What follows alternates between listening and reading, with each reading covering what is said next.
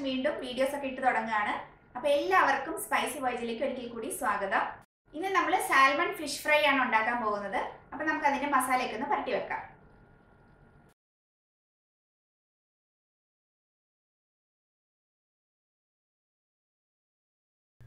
നമ്മളിവിടെ 1/2 kilo salmon fish cubes ആയിട്ട് cut ചെയ്തെടുത്തിട്ടുണ്ട്. ഇനി ഇതിലേക്ക് മസാലപ്പൊടികളൊക്കെ ഒന്ന് ചേർത്ത് കൊടുക്കാം. ഒരു 1/2 ടീസ്പൂൺ പെപ്പർ പൗഡർ, പിന്നെ ഗാർലിക് പൗഡർ അത് ഒരു 1/2 ടീസ്പൂൺ, പിന്നെ ജിഞ്ചർ പൗഡർ 1/4 ടീസ്പൂൺ, ഇത്രയും ചേർത്ത് കൊടുക്കാം. ഇതിലേക്ക് പാകത്തിനുള്ള ഉപ്പും ചേർത്ത് കൊടുക്കാം. ഞാനിവിടെ ഒരു 3/4 ടീസ്പൂൺ ഉപ്പ് ചേർത്ത് കൊടുക്കുന്നുണ്ട്. ഒരു നാരങ്ങ കട്ട് ചെയ്തെടുത്ത് അതിൽ പകുതി നാരങ്ങയുടെ ജ്യൂസ് നമുക്ക് ഈ മീനിലേക്ക് ഒഴിച്ചു കൊടുക്കാം. ഇനി ഇത് നന്നായിട്ടൊന്ന് മിക്സ് ചെയ്ത് മീനിലേക്ക് മസാലയൊക്കെ ഒന്ന് നന്നായിട്ട് പിടിപ്പിച്ചു കൊടുക്കാം. നമ്മുടെ കയ്യിൽ ജിഞ്ചർ പൗഡറും ഗാർലിക് പൗഡറും ഒന്നും ഇല്ലെങ്കിൽ അതിന് പകരം 1 ടീസ്പൂൺ ജിഞ്ചർ ഗാർലിക് പേസ്റ്റ് ചേർത്ത് കൊടുത്താൽ മതി.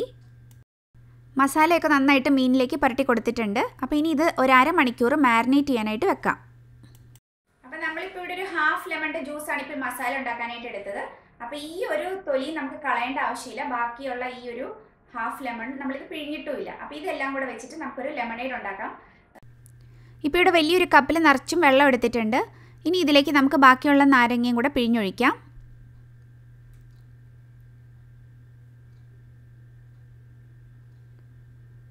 അതിനുശേഷം നമുക്ക് ഈ നാരങ്ങയുടെ തൊലിയെല്ലാം കട്ട് ചെയ്ത് ഈ ഒരു വെള്ളത്തിലേക്ക് ചേർത്ത് കൊടുക്കാം. നമ്മളിങ്ങനെ നാരങ്ങ കട്ട് ചെയ്ത് ചേർത്ത് കൊടുക്കുന്ന കൂടെ കുറച്ച് പുതിനയില കയ്യിലുള്ള സമയത്തൊക്കെ നമുക്ക് പുതിനയിലയും ചേർത്ത് കൊടുക്കാം. ഇനി ഇതിലേക്ക് പാകത്തിനുള്ള ഉപ്പും കൂടി ചേർത്ത് കൊടുക്കാം.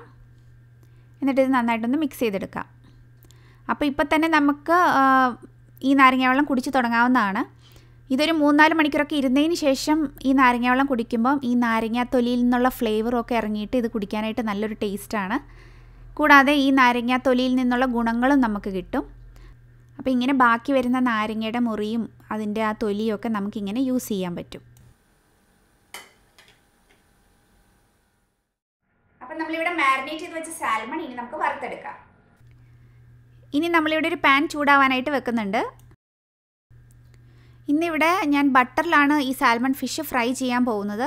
ഇവിടെ ഒരു 2 ടേബിൾ സ്പൂൺ ബട്ടർ ചേർത്ത് കൊടുക്കുന്നുണ്ട്. ഈ ബട്ടറിന് പകരം നമ്മൾ സാധാരണ യൂസ് ചെയ്യുന്ന ഏത് ഓയിൽ വേണമെങ്കിലും യൂസ് ചെയ്യാം. സ്റ്റൗവിൻ്റെ ഫ്ലെയിം നമ്മളൊരു മീഡിയത്തിലേക്ക് മാറ്റിയിട്ടുണ്ട്.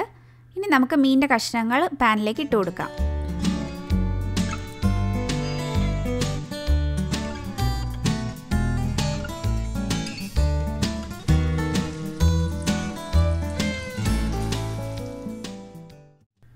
ഇപ്പോൾ ഒരു സൈഡ് പാകത്തിന് മൂത്തിട്ടുണ്ട്. അപ്പം നമുക്കിനി ഇതൊന്ന് മറിച്ചിട്ട് കൊടുക്കാം.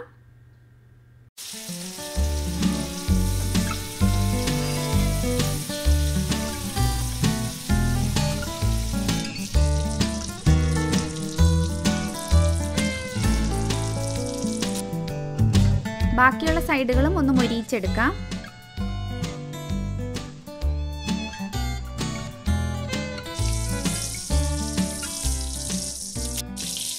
ഇപ്പോൾ ഇവിടെ നമ്മുടെ ഫിഷ് ഫ്രൈ ഇവിടെ റെഡി ആയിട്ടുണ്ട്. നമുക്ക് സ്റ്റൗ ഓഫ് ചെയ്യാം.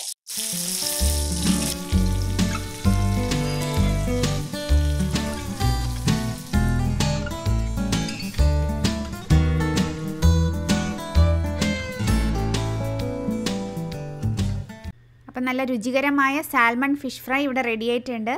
ഒമേഗ 3 ധാരാളം അടങ്ങിയിട്ടുള്ള ഒരു ഫിഷും കൂടിയാണ് ഈ സാൽമൺ ഫിഷ്. ഇതുണ്ട് അതിൻ്റെ ഫ്ലഷൊക്കെ എന്ന് പറഞ്ഞാൽ ഒരു പിങ്ക് കളറാണ്.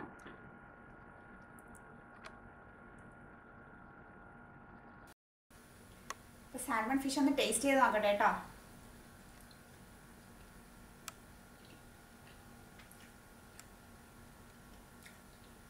നല്ല സൂപ്പർ ടേസ്റ്റാണ്. നല്ല അടിപൊളി ഫിഷ് ഫ്രൈ ആണ്.